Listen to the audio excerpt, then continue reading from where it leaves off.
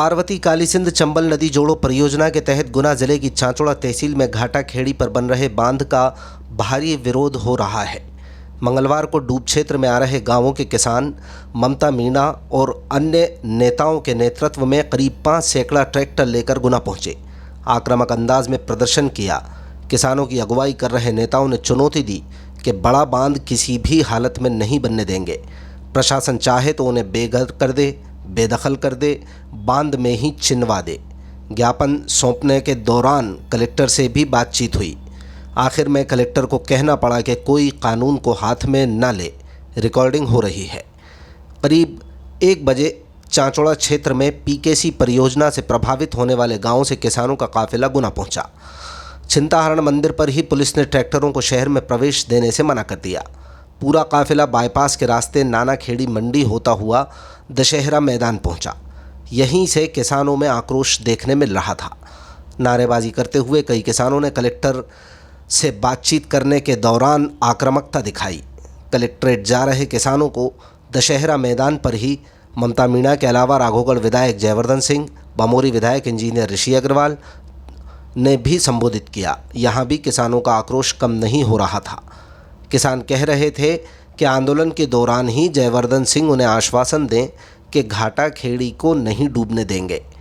जयवर्धन ने कहा कि वो इस बात को लेकर आश्चर्यचकित हैं कि इतने सारे गांवों को कोई सरकार या प्रशासन एक बांध के लिए आखिर क्यों डुबोना चाहती है। अगर ऐसा होता है तो गांव के साथ वहां बनाई गई अधोसंरचना, जिनमें सड़कें, स्कूल, हॉस्पिटल शामिल हैं, वो सब डूब जाएंगे। ऐसा नहीं होना चाहिए। ये संभव भी नहीं है। बांध वहाँ बनाए जाते हैं जहाँ पठारी या बंजर ज़मीन होती है।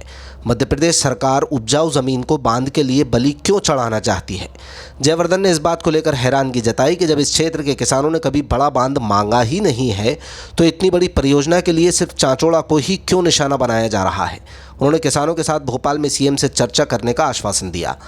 प्रदर्शन में चांचौड़ा क्षेत्र से किसानों के साथ आई पूर्व विधायक ममता मीणा ने मध्य प्रदेश सरकार के साथ ही केंद्रीय मंत्री ज्योतिरादित्य सिंधिया, चांचौड़ा विधायक, राजगढ़ सांसद पर भी निशाना साधा। मीणा ने कहा कि किसानों का आंदोलन है, इसमें इन सबको भी शामिल होना चाहिए था, लेकिन दुर्भाग्य यह है कि ये लोग शामिल नहीं हुए। प्रशासन उन्होंने कहा कि हम चाहते हैं कि प्रशासन 2 छोटे छोटे बांध बनाए जिससे चांचौड़ा विधानसभा पूरी सिंचित हो जाए। राजस्थान के 17, रावगढ़ के 15, ब्यावरा के भी दर्जनों गांवों को लाभ मिले। ममता मीणा ने चांचौड़ा एसडीएम पर आरोप लगाया कि उन्होंने 9 सितंबर को सिंचाई विभाग के अधिकारियों के साथ घाटा खेड़ी का दौरा किया था। किसानों के साथ ही स्थानीय सरपंचों को धारा 40 के तहत कार्रवाई कर जेल भेजने की बात कही थी। मीणा ने दावा किया कि एसडीएम ने किसानों से कहा था कि लोग पकोड़े तलने मजबूर होंगे। दशहरा मैदान पर आक्रोश व्यक्त करने के बाद किसानों का काफिला जयवर्धन, ऋषि अग्रवाल, ममता मीणा सहित पूर्व आईपीएस अधिकारी रघुवीर मीणा के साथ कलेक्ट्रेट पहुंचा। कलेक्टर ने ज्ञापन लेने के बाद बताया कि सिंचाई विभाग के अधिकारी जगह जगह शिविर लगाकर भ्रम दूर करेंगे। पीकेसी परियोजना उन गांवों के लिए फायदेमंद साबित होगी जो पार्वती नदी से 50 किलोमीटर दूर स्थित हैं, पानी के लिए तरस रहे हैं। इतना सुनते ही किसान भड़के, नारेबाजी होने लगी। आमतौर पर शांत रहने वाले कलेक्टर किशोर कुमार कानेवाल को भी तेज़ आवाज़ में किसानों से आखिर कहना पड़ा कि मेरी बात तो सुनिए। इस पर भीड़ में शामिल लोगों ने कहा कि वो सुनने ही आए हैं, लेकिन हंगामा जारी रहा। इस पर कलेक्टर ने कहा कि कोई भी व्यक्ति कानून व्यवस्था को हाथ में ना ले। रिकॉर्डिंग हो रही है। अधिकारी भी लोकतांत्रिक तरीके से बात कहेंगे, आप भी लोकतांत्रिक तरीके से ही बात करें। इस आंदोलन के बाद चांचौड़ा क्षेत्र के किसान अब भोपाल जाने की रणनीति बना रहे हैं। गुना के सांसद ज्योतिरादित्य सिंधिया जी को भी आना चाहिए था, चांचौड़ा विधायक और गुना विधायक को भी आना चाहिए था। किसानों के बीच में ये लड़ाई किसानों की लड़ाई है, कोई पार्टी की नहीं है, कोई व्यक्तिगत लड़ाई नहीं, किसानों की लड़ाई है। अरे पूरा गुना जिले में चांचौड़ा विधानसभा के 17 गांव तो आंशिक 17 गांव तो पूर्णतः बता रहे, और अगर राजस्व गांव को मिलाकर 80 से लेकर 100 गांव डुबा देंगे तो फिर उनको क्या आज बताइए कि पूरा गांव डुबा दो और अकेला मेरा गांव छोड़ दो तो क्या मैं छत पे होके खड़े होके देखूंगी कितने गांव डूब गए। अगर ये लोग नहीं रहेंगे तो हमारा नहीं डूबना भी कौन, भैया हम भी डूब जाएंगे। क्योंकि हमारे मेहनत, खून पसीने, बड़े बूढ़ों बुजुर्गों के द्वारा ये मेहनत की कमाई की जमीन है हमारी, और हम 2 डैम अगर छोटे बनाएंगे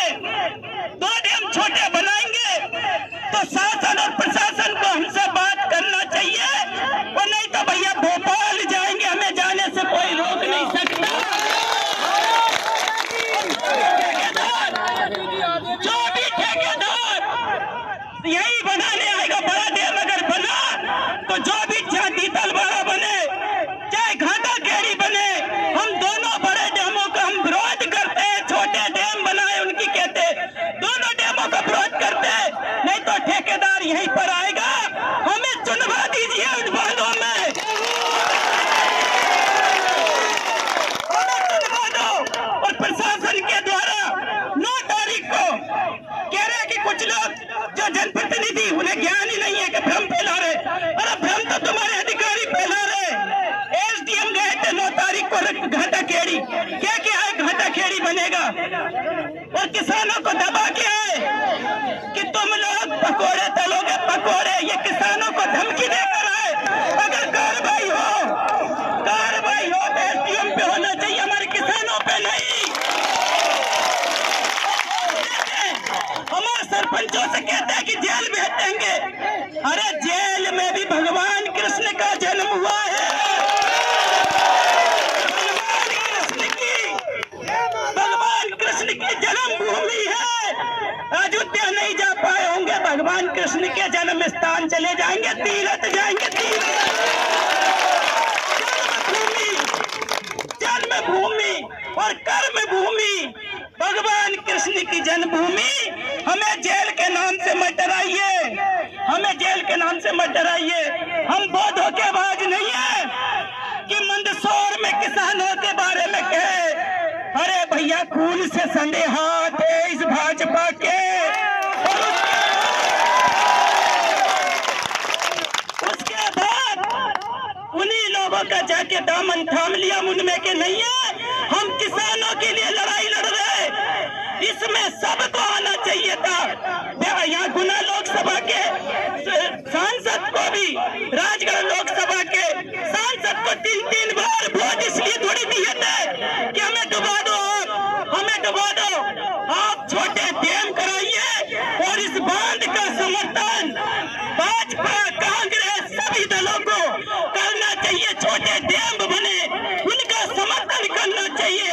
और हमारी मांग है पहली और आखिरी, हमारी एक ही मांग है कि छोटे डैम कराया जाए। जनप्रतिनिधि भ्रम फैलाने का काम कर रहे, आग्रह पूर्वक कह रहे भ्रम मत फैलाइए, आप हमारा साथ दीजिए, हमारी मदद कीजिए, भ्रम मत फैलाइए, हमारे साथ खड़े होइए। और 2 छोटे डैम बने नहीं तो भैया बिल्कुल ये ईटे बाद में लाना। पहले ये छोटे बाल बच्चे से लेके बड़े बूढ़े तक हमें सबको हमको चुन देना, और कोई प्रशासन की दोस्त बताए, प्रशासन की दोस्त बताए किसानों के हक के लिए, किसानों की हक के और अधिकार की लड़ाई आखिरी सांस तक लड़ेंगे, चाहे कुछ भी हो जाए। कोई कहा आखिरी सांस तक लड़ेंगे। और इसलिए हमारी जो मांगे हैं वो केंद्र सरकार और प्रदेश सरकार को माननी होगी। हमारी सिंचित भूमि को डुबाकर राजस्थान की बंजर भूमि में पानी ले जाने की क्या जरूरत पड़ रही है, इसलिए अगर राजस्थान को पानी देना हो तो भैया कहीं और से ले जाओ, हमारे चाचौड़ा से हम पानी नहीं ले जाने देंगे। डैम बनाने के लिए सरकार को मजबूर होना पड़ेगा, नहीं तो भैया छाती पे भी गोली देना पड़े तो दे देना। एक बड़े डैम से अनेकों गांव डूब में जा रहे हैं, जबकि वहाँ की जमीन सिंचित है पहले से। और जबकि जो शासन के द्वारा राहत राशि भी है मुआवजे की, वो बहुत कम है। तो हमारी इसमें 2 मांगे हैं। सबसे पहले इसमें 2 छोटे डैम बनाए जाएं, ताकि जो डूब क्षेत्र है वो कम किया जाए, जितना कम हो सके उतना बेहतर रहेगा। उसके साथ साथ कम से कम जो ज़मीन की कीमत है उससे 4 गुना मुआवजा मिलना चाहिए, ये भी हमारी मांग रहेगी। तीसरी बात हमारी ये रहेगी कि अभी तक शासन ने ये स्पष्ट नहीं किया है कौन सा गाँव डूब में आ रहा है, कौन सा गाँव डूब में नहीं आ रहा है। तो जो कह रहे हैं कि हमारे लोग जाएंगे आपके बीच में, अरे भाई कम से कम ये बात स्पष्ट करो कि डैम कहाँ बन रहा है, कौन से गाँव खतरे में है, ताकि हम इसकी चर्चा करें, ताकि वो जो लोग हैं वो जो अधिकारी हैं उनसे मिल पाए, चर्चा कर पाए, और आखिर सरकार हमें ये आश्वासन दे कि अगर 2 छोटे डैम बनेंगे तो क्या उसकी भी वो डीपीआर बनाएंगे, ये हमारी मांग है। अब मैं चाहता हूँ कि ममता मीना जी जो हमारी पूर्व विधायक हैं उनको संबोधित करेंगे।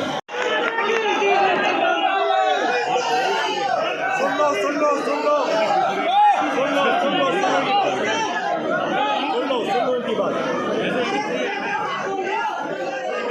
ये विषय हमारे संविधान में आया है, तो हमने इसमें जो हमारा इरिगेशन डिपार्टमेंट है उनके अधिकारियों को बोला है कि जगह जगह पर कैंप लगाकर वसूली कराएं। वो एक वसूली का बना भी नहीं, उसको बनाया भी है डिटेल में। वो आप में से कुछ लोगों को पंचायतों के या गाँव के जो अफेक्टेड हो रहे हैं उनको बुलाएंगे भी, एक विस्तृत आपके सामने प्रस्तुतिकरण भी करेंगे इसका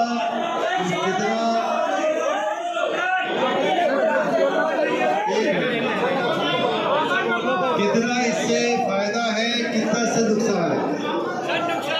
ये तो सही बात है कि जो पार्वती नदी का जो डैम दूसरी जगह पे बन रहा है वो ऑलरेडी इरिगेटेड ही होता है, वो तो कॉमन सेंस वाली बात है।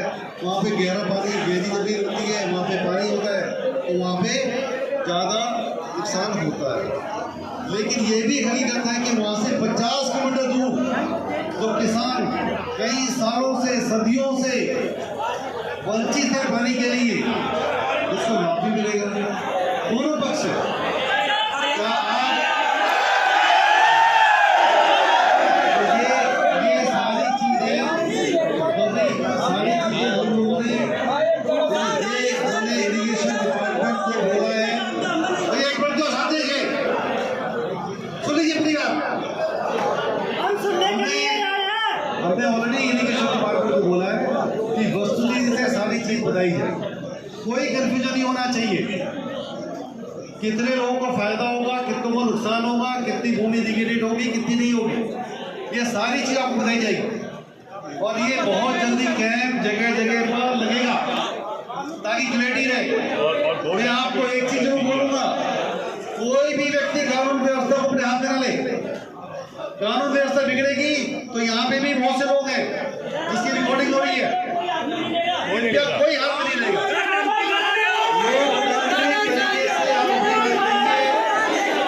अधिकारी लोग भी लोकतांत्रिक तरीके से आप अपनी बात कहेंगे, समझेंगे। ये निर्णय शासन लेवल का होता है, आपकी बात को पहुंचा दूंगी और आने वाले समय में जगह जगह पर कैंप भी होगा और बताया जाएगा। आपने ये ज्ञापन दिया, इसके लिए बहुत बहुत धन्यवाद। इसमें किसी ने भी कानून व्यवस्था नहीं बिगाड़ी है। सब